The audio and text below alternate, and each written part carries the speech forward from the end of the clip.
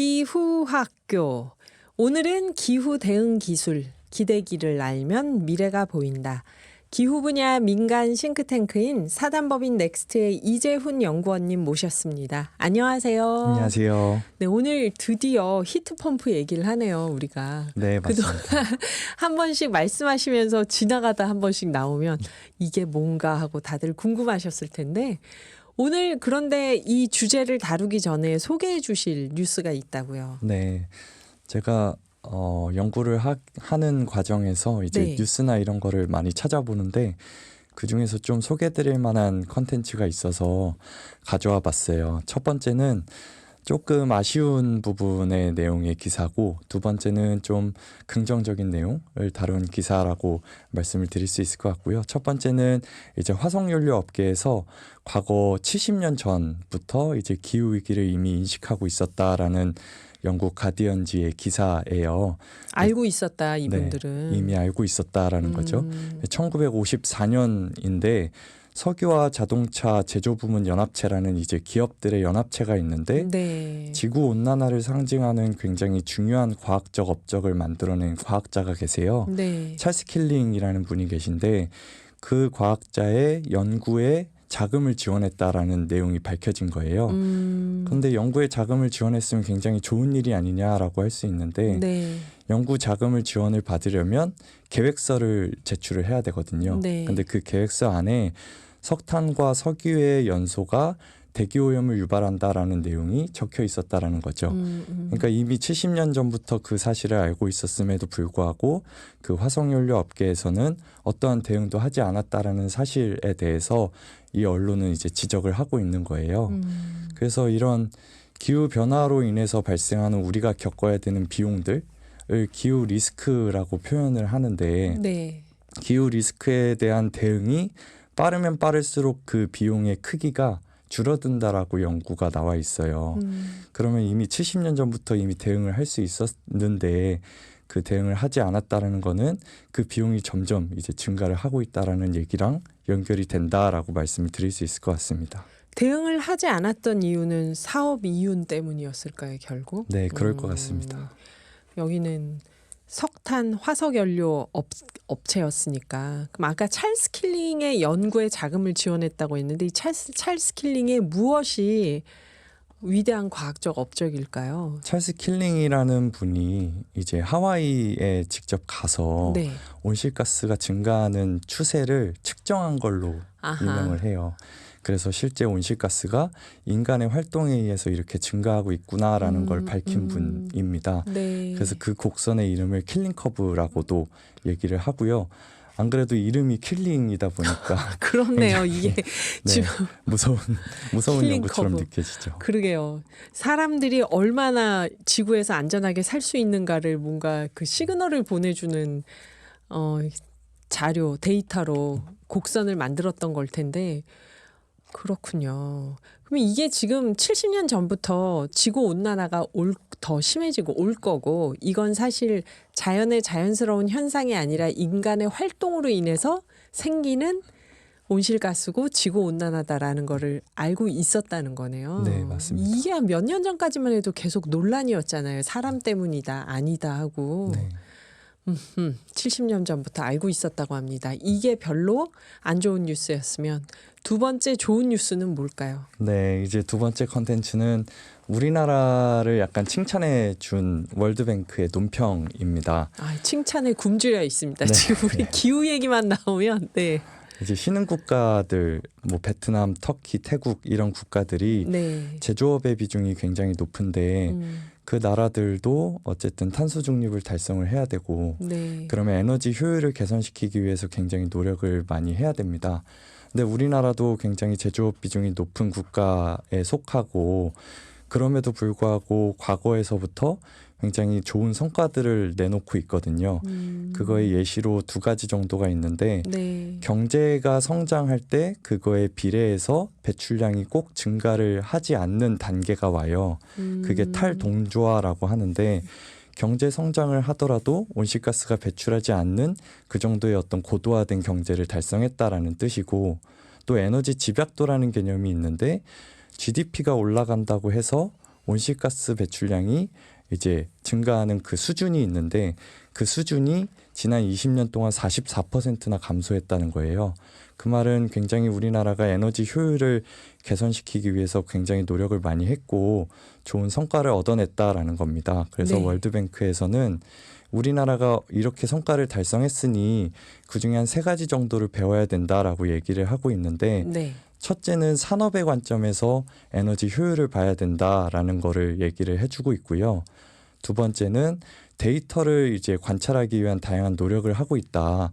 한국에서는 FEMS라고 해서 공장 에너지 관리 시스템을 구축하기 위한 노력을 굉장히 열심히 하고 있습니다. 그래서 그런 노력을 굉장히 잘 하고 있다라는 거고, 세 번째는 에너지 효율을 총괄할 수 있는 기구, 한국에너지공단과 같은 총괄 기구를 두고 있다.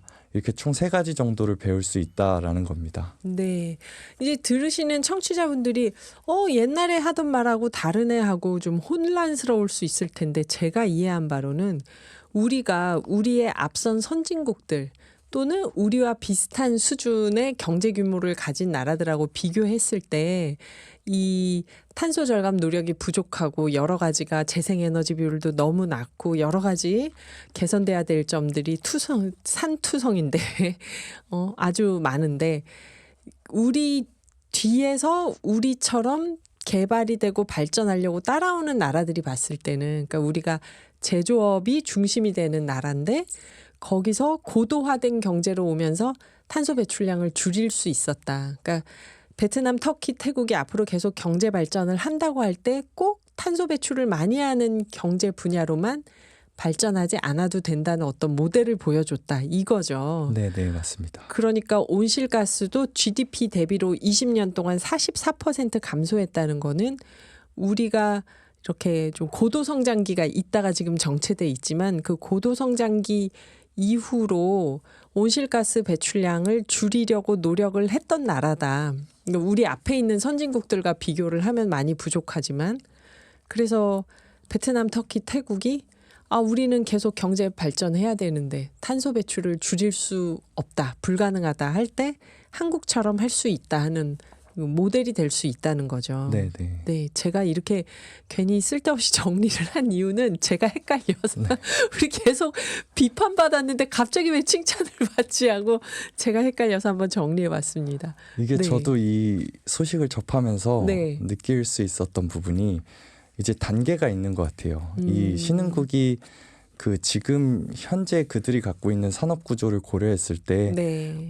탄소 배출량을 줄일 수 있는 그 노력은 한국이 과거에 했던 정책에서 많이 배울 수 있는 거는 사실인 것 같고요. 네. 이제 선진국들 유럽이나 미국이나 이런 부분에서 온실가스를 배출하는 구조는 이제 산업 구조 자체가 바뀐 바뀌어 거예요. 있으니까. 네, 서비스업 중심으로 바뀌다 보니까 또 그거에 맞는 또 전략이 있을 거거든요. 네. 그래서 그거를 고려하면서 이제 나아가야 된다라는 뜻으로 이해를 하면 될 것 같고, 앞서 말씀드린 것처럼 사실 굉장히 요즘에 문제에 대한 얘기만 접하다 보니까 피로감을 느낄 수밖에 없어요. 그래서 오랜만에 이런 긍정적인 얘기도 전해드리면 좋을 것 같아서 네. 가져온 거고요. 근데 우리나라도 여전히 이제 탄소 집약적인 산업을 유지를 하고 있고 그거를 전환하기 위한 노력을 어쨌든 계속 해야 되는 상황인 건 맞습니다.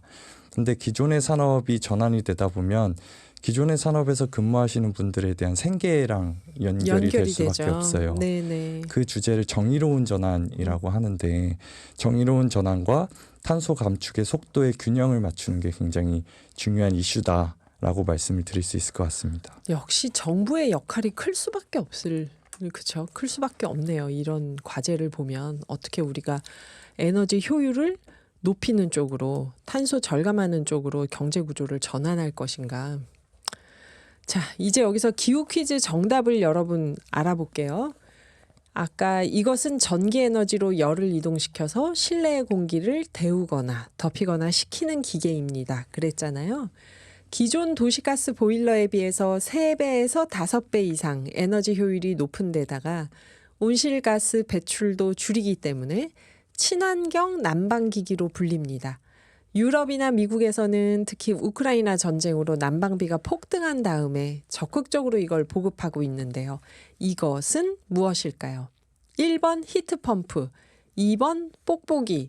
정답은 선생님 네, 1번 히트펌프입니다. 히트펌프입니다. 네. 한종애님 히트펌프 놀랍네요. 이런 난방식 에너지도 있나요? 뽁뽁이 힌트 너무 웃겼어요.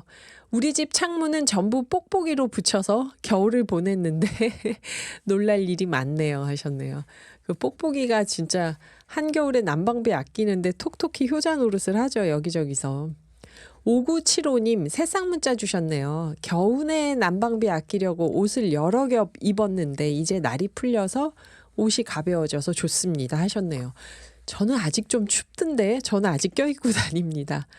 6619님 지금 저녁 먹으면서 함께 하는데요. 김장 배추김치가 정말 맛있습니다. 선생님 댁에서 혹시 김치 많이 드시나요? 네. 아, 지금 딱 김장김치가 김치찌개나 김치찜 하면 맛있을 때죠. 지금 딱. 성남시 250번 기사님 마스크 당첨되어서 와이프에게 사랑받고 싶습니다. 네. 꼭 뜻을 이루시기 바랍니다. 3820님 요즘 난방비가 너무 비싸요. 걱정됩니다 하셨어요. 그쵸. 3122님 한 주를 시작하는 월요일 오늘도 잘 듣겠습니다. 3809님 모두 보내주신 다른 분들 모두 감사드리고요. 자 여기서 히트펌프가 뭔지 짧게 말씀을 듣고 자세한 설명은 또 우리가 다음 5부에 가서 마저 들을게요. 일단 선생님 히트펌프가 뭔지 1분 안에 말씀을 해주신다면. 아까 DJ 선생님께서 설명을 너무 잘해 주셔가지고 제가 뭘 설명했을까요? 히트펌프는 이제 전기 에너지를 쓴다는 게 가장 중요한 부분이고요. 열을 이동시키는 기계인데 실내 공기를 덮이거나 식히어주는 이제 기계입니다. 그래서 네. 에어컨과 난방의 역할을 동시에 할 수 있는 거고요. 에너지 효율이 굉장히 높고 녹색 건축이랑 뒤에서 말씀드릴 건데 녹색 건축과 히트펌프가 서로 굉장히 보완적인 역할을 할 수 있고 또 전력 개통에도 굉장히 중요한 역할을 하는데 이런 부분은 굉장히 어려운 내용이니까 뒤에서 다시 좀 상세히 말씀을 드리도록 하겠습니다. 자세한 설명을 저희가 5부에 이어서 듣겠습니다. 김동률의 다시 사랑한다 말할까 듣고 5부에서 뵐게요. 네, 이제 신기한 기후학교 이어가 볼게요. 난방비도 아끼고 온실가스도 줄이고 세계적으로 뜨고 있는 친환경 난방수단 히트펌프란 무엇인가 넥스트그룹 이재훈 연구원과 함께 알아보고 있습니다. 아까 선생님이 히트펌프가 뭔지 1분 안에 요약하고 저희가 5부로 넘겼잖아요.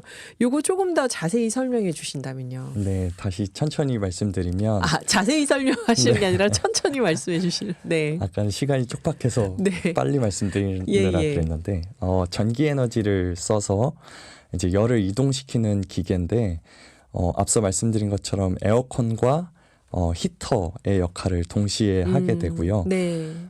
기존에 우리가 흔히 사용하고 있는 도시가스 보일러에 비해서 에너지 효율이 굉장히 높다라고 알려져 있고 에너지 효율이 높아진 건물을 녹색 건축이라고 하는데 녹색 건축물에다가 히트펌프를 장착을 하면 기존에 쓰던 난방 에너지 소비량의 절반에 가까운 만큼을 줄일 수 있다라는 연구 결과도 있다라고 해요.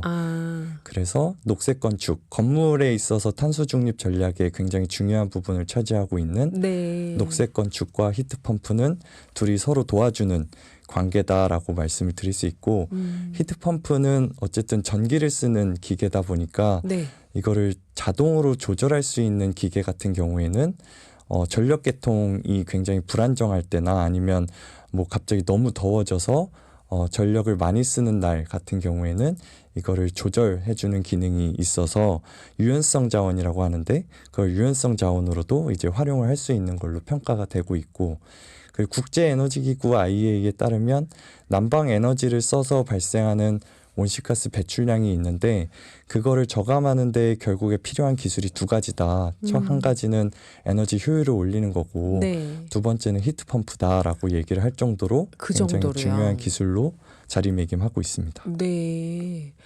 자, 여기서 정답이 히트펌프였잖아요. 아까 당첨자분 5975번 님입니다.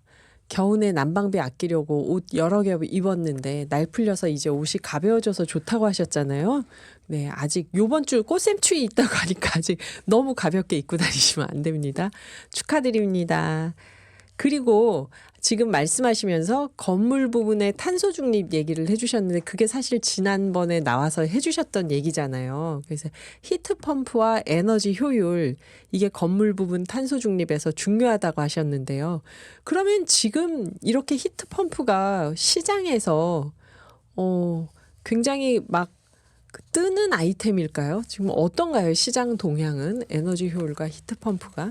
시장의 규모로 말씀을 드릴 수 있을 것 같아요. 그래서 한국의 탄소 중립에 대한 계획이 담겨져 있는 2050 탄소 중립 시나리오라는 게 있는데 네. 그 시나리오에 따르면 우리나라가 건물 쪽에서 탄소 중립을 달성하려면 우리나라에 있는 모든 건축물이 제로 에너지 건축물이 되거나 그린 리모델링이 적용을 해야 됩니다. 여기서 제로 에너지 건축물과 그린 리모델링을 합친 게 아까 말씀드린 녹색 건축이라고 이해를 해주시면 되고요. 네. 제로 에너지 건축물이라고 하는 거는 결국에는 건물에서 쓰는 에너지가 제로라는 거거든요. 그렇죠. 그거를 달성하는 수단은 에너지 수요를 줄이거나 아니면 재생에너지를 재생에너지. 설치를 해서 순소비량을 0으로 만드는 거죠.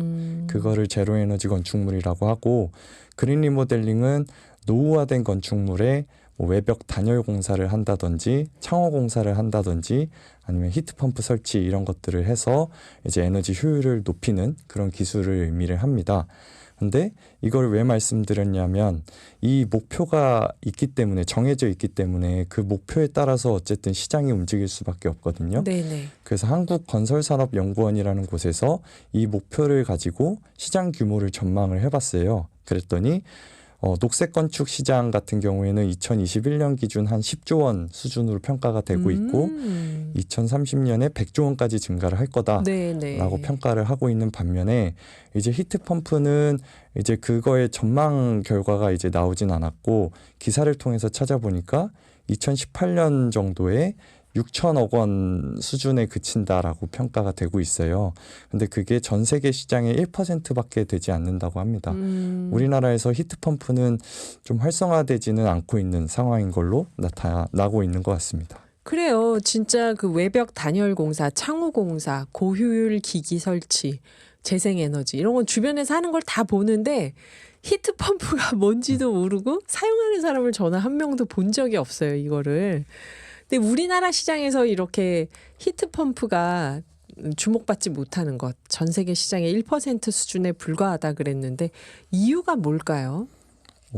이 히트펌프 분야에 대해서 저도 잘 알기 전에는 이게 우리나라는 아파트 중심의 주거 환경이다 보니까 네.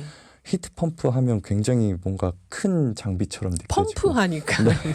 감히 설치할 수 없을 것 같은 네. 그런 느낌을 받기도 하는데 네네. 실제 찾아보니까 해외에서는 창문에 설치하는 히트펌프도 있고 아 정말요. 네, 소규모 히트펌프가 굉장히 많이 나오고 있다고 하더라고요. 근데 그 시장에서 아직도 히트펌프 설치가 활성화되고 있지 않은 이유를 보니 두 가지 정도를 제시를 할 수 있을 것 같은데 네. 첫 번째가 이제 초기 비용이 많이 든다라는 초기 겁니다. 비용. 아무래도 히트펌프라는 장비를 설치를 하다 보니까 장비를 구매하고 설치하려면 그게 초반에 비용이 다 들어버리잖아요. 네네. 근데 그거를 설치를 해서 얻는 효과는 이제 장기적으로 발생을 하다 보니까 아무래도 비용을 딱 받아들면 거부감을 느낄 수밖에 없게 되는 거죠. 당장 쓰기가 부담스러운. 네. 네. 그리고 두 번째는 에너지 가격이 낮아요, 우리나라는. 아, 이 얘기 참 많이 들어요. 유럽에 비해서 전기요금이 낮다, 뭐 네, 가스요금이 낮다 이런 얘기 많이 들어요, 진짜. 그래서 가스 가격이 낮으니까 도시가스를 쓰는 사람은 전기 에너지로 바꿀 유인이 없게 되는 이유가 거고 없죠. 예. 전기 에너지 가격도 싸니까 전기를 효율적으로 사용하고 싶은 마음도 사실 안 생기게 되는 거죠. 네. 지금 이거 들으시는 청취자분들이 뭐가 싸 하고 흥분하실까 봐. 그러니까 유럽이 더 비싸대요. 비교적. 이 비교적이지 우리나라가 그래서 아주 저렴하고 사용하기 좋다는 뜻은 아닙니다. 네.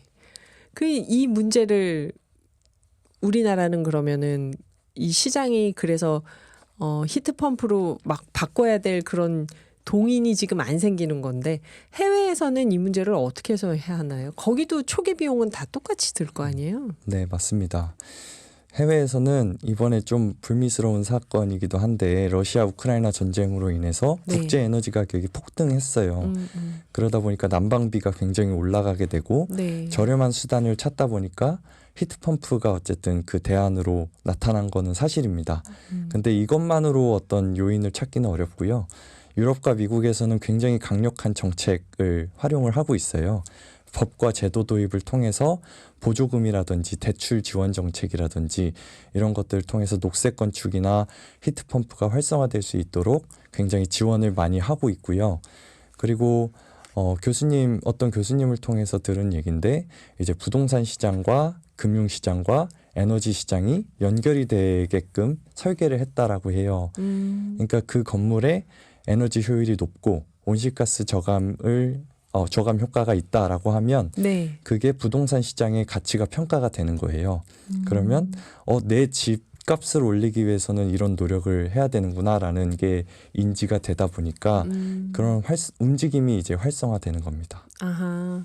그러니까 이런 그린 리모델링을 하고 에너지 절감을 해서 뭔가 탄소 절감 건축물을 갖고 있을 때 부동산 가치도 더 올라가기 때문에 이 초기 비용 문제가 여기서 이제 사람들에게 투자할 요인이 된다는 거죠. 정부 정책 지원금도 있겠죠, 물론 당연히. 네, 맞습니다. 네. 대출 지원 이런 것도 하고. 그러면 이런 히트펌프와 에너지 효율 사업을 하고 있는 우리나라든 외국이든 기업의 사례를 들으면 좀 구체적으로 떠오를 것 같아요. 네. 그래서 기업의 사례를 말씀드리기 전에 잠깐 기술에 대해서 짚고 넘어가면 네네. 아무래도 기후 기술의 주제다 보니까 네, 중요합니다. 네, 건물의 탄소 중립을 달성하기 위해서는 세 가지의 기술이 필요하다라고 알려져 있는데 첫 번째가 액티브 기술이고 두 번째가 패시브 기술이고 세 번째가 신재생 에너지 활용이에요. 네. 근데 이제 패시브 기술의 대표적인 기술로는 아까 말씀드린 외벽 단열 공사라든지 이제 창호 공사 이런 것들이 패시브 기술이고 액티브 기술은 히트펌프가 이제 대표적인 액티브 기술입니다. 근데 보통의 이제 건물 부분의 기후테크 기업분들이 이런 솔루션들을 하나만 하지는 않고요. 종합적으로 이제 서비스를 제공을 하고 있는데 이거를 이제 스마트 빌딩 서비스를 하고 있다라고 얘기를 한다고 해요. 네. 네, 그래서 오늘은 그 중에서도 이제 액티브 기술, 그 중에서도 히트펌프 기술에서 두각을 나타내고 있는 스웨덴의 기업인데 아이라의 사례를 좀 가져와 봤습니다. 아이라 스웨덴 기업이요. 요새 그 유행하는 가구도 스웨덴 아닌가요? 조립식 가구. 아, 네, 네. 그러네요. 이케아, 아이라, 히트펌프 분야. 조그만 나라 같은데 스웨덴이 세계적인 기업이 참 많네요. 패시브 기술, 액티브 기술, 신재생 에너지 활용 기술 세 가지가 건물의 탄소 중립에 중요한 기술이다. 이 중에서 우리가 액티브 기술에서 히트펌프를 좀 더 자세히 살펴보겠다. 이렇게 말씀하셨는데요. 아이라의 사례는 어떤 사례일까요? 아이라는 우리가 이제 흔히 접하는 정수기나 안마의자나 이런 것처럼 렌탈을 하지 않습니까? 그거를 히트펌프에 적용을 한 거예요. 우리나라에서 인기 있겠는데 그렇게 하면 우리도 이런 거 좋아하잖아요. 네. 네. 그래서 히트펌프의 수명이 20년이라고 평가가 되는데 네. 그거의 절반이 10년에 걸쳐서 초기 비용이랑 설치비나 뭐 이런 것들을 분납할 수 있게끔 비즈니스 모델을 만든 거예요. 네. 그렇게 쪼개면 그걸 설치해서 발생하는 효과, 그러니까 비용 절감분이랑 초기 비용이랑 비교를 해보면 이게 어느 정도 비교가 되니까 초반에 이제 한 번에 초기 비용이 발생하는 것보다 부담감이 이제 덜 하게 되는 효과를 얻게 되는 거고 거기에 앞서 말씀드린 것처럼 유럽에서는 보조금이 있다 보니까 네. 그거를 비교를 하게 되면 오히려 수익이 더 높아지는 늘어나는 상황까지 거고. 되는 거예요. 그래서 굉장히 간단한 비즈니스 모델인데 이런 비즈니스 모델을 통해서 히트펌프 설치를 굉장히 활성화시키고 있다고 합니다. 역시 정부 지원금이 역할을 하네요, 여기서. 네. 근데 우리나라도 그러면은 이렇게 구독 서비스, 우리 정수기 렌탈하고 뭐 비데도 렌탈하더라고 요즘 보니까 그런 것처럼 우리도 렌탈 서비스로 히트펌프를 할 수도 있을 텐데 우리는 정책 지원금이 없고 말씀하신 대로 가스 요금이나 전기 요금이 유럽보다 저렴하니까 구독 서비스를 해도 잘 안 될까요? 네, 그래서 예. 우리나라는 사실 가스 가격이 실제 사용하는 입장에서는 높지만 그 유럽이나 이런 다른 국가들에 비해서는 굉장히 낮은 게 사실이고요. 그거를 비교해 보면 에너지원의 가격이 높지 않기 때문에 기대 수익이 이제 발생하기가 어렵고 또 비즈니스 이런 구독 비즈니스 모델에 대해서 렌탈 정수기나 이런 부분에서는 익숙하지만 에너지 기계에 있어서는 익숙하지가 않아요. 그러다 보니까 이제 우리나라에 적용한 사례는 아직은 없는 네. 상황인 것 같습니다. 그 우리나라에서는 히트펌프 사업은 그냥 안 하고 있는 건가요? 우리는 기업에서 어떻게 하고 있을까요, 이거를? 네, 시장 조사 업체에서 좀 확인을 해봤는데 전 세계 히트펌프 시장에서 1위를 하고 있는 기업은 일본의 다이킨 공업이라는 곳에서 하고 네, 있다라고 네. 알려져 있고 그 다음이 이제 중국 기업들이 이제 두각을 나타내고 있는데 이제 우리나라가 상위권 10위권에 있는 우리나라 기업은 아직은 없는 걸로 평가가 되고 있어요. 기술력이 결코 없지 않을 텐데 우리가. 네. 근데 이게 아무래도 그 애플이나 뭐 삼성이나 이렇게 완전히 시장을 장악하고 있는 기업이 있는 상황은 아니라서 네. 아직까지 우리나라 기업도 진출을 할 수 있는 시장으로 평가가 되고 있는 상황이라고 합니다. 기회가 있다. 네. 네. 그리고 우리나라 기업 중에 한원 시스템이라는 기업이 있는데 여기서는 히트펌프 시스템을 전기차에 적용을 하고 있다고 해요. 전기차를 타신 분들은 아시겠지만 이게 추워지면 전기차가 굉장히 성능이 떨어지고 네, 배터리도 굉장히 안 좋아지고 네. 네, 그렇게 되는데 거기에 이제 히트펌프 시스템을 적용을 하다 보니까 주행거리 문제나 이런 부분도 많이 해소를 할 수 있는 효과를 제공을 하고 있다고 하고 그래서 히트펌프는 건물뿐만 아니라 수송에서도 굉장히 좋은 솔루션으로 활용이 되고 있습니다. 그러니까 이것도 얘기를 들으면 아니 차에 막 펌프 이만한 걸 달고 다니는 거야 하고 착각할 수 있는데 우리가 아까 말씀하신 대로 소형, 소규모의 히트펌프도 있다. 차에도 그대로 달고 다닐 수 있는 여기서 문득 궁금한 게요. 히트펌프가 냉난방이잖아요.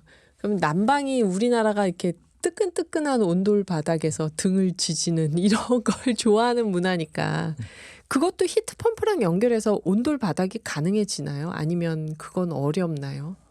그거는 어려운 걸로 알고 있는데 그럼 인기를 끌기 어려울 것 같은데 그럼 우리 바닥이 뜨끈뜨끈해야 되잖아요. 우리는.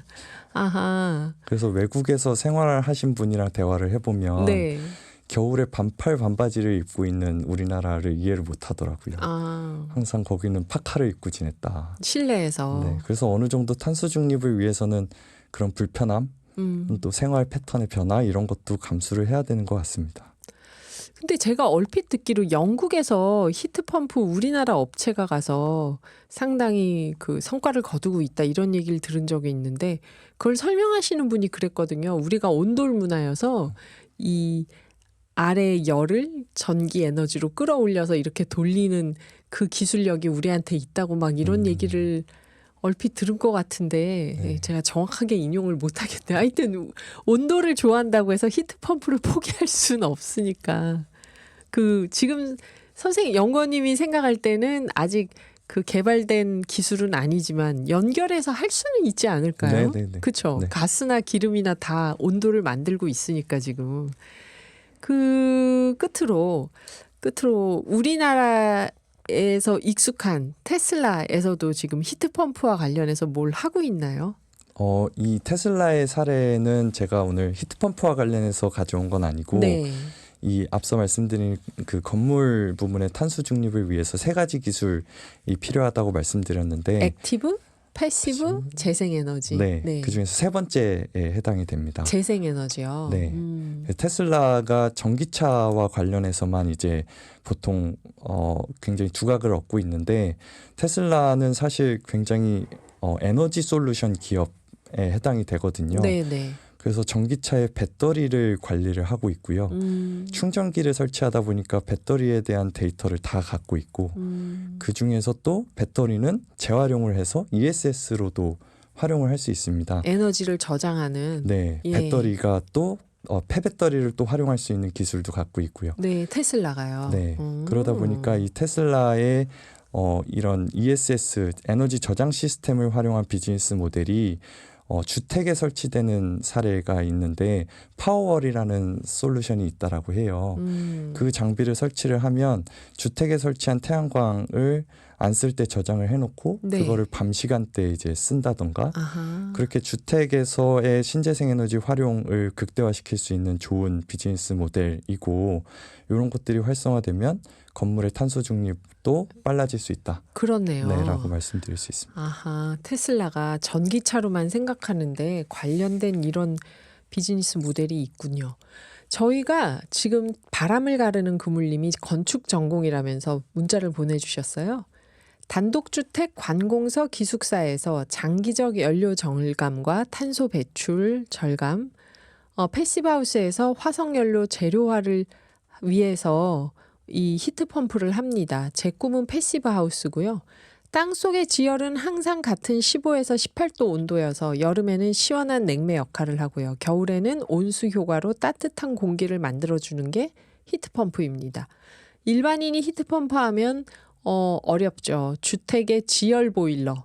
요즘 에어컨은 냉난방이 다 되는 냉난방기가 있잖아요. 그게 히트펌프 원리인 것으로 알고 있습니다. 자동차는 디젤 자동차에 있지요. 디젤 자동차는 예열 시간이 오래 걸려서 강제로 전기로 데워주는 히트펌프가 장착되어 있습니다. 아니, 지금 문자로 엄청난 공부를 하고 있는데 네, 이 공부는 우리가 또 차츰 더 해보도록 하고 오늘 건물 부분 탄소 중립에 대한 논의를 마무리해 주신다면요. 네, 건물 부분과 관련해서 굉장히 광대한 내용이고 다룰 네. 내용도 굉장히 많은데 네, 네. 그중에서 가장 짚고 넘어가고 싶은 부분은 건축물의 97%가 결국엔 민간 건축물이라는 거예요. 민간 건축물. 네, 그러면 민간이 어쨌든 움직여야 네. 건물의 탄소 중립을 달성할 수 있다라는 부분인데 네.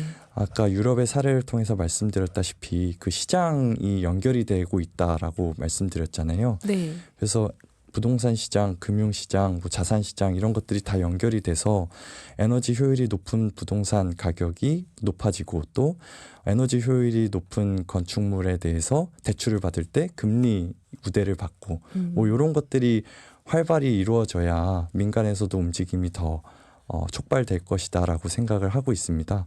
그래서 시장을 잘 만들어야 민간이 움직일 거고 그래야 건물이 탄소 중립을 달성할 수 있다라고 말씀드리고 마무리 지으면 될 것 같습니다.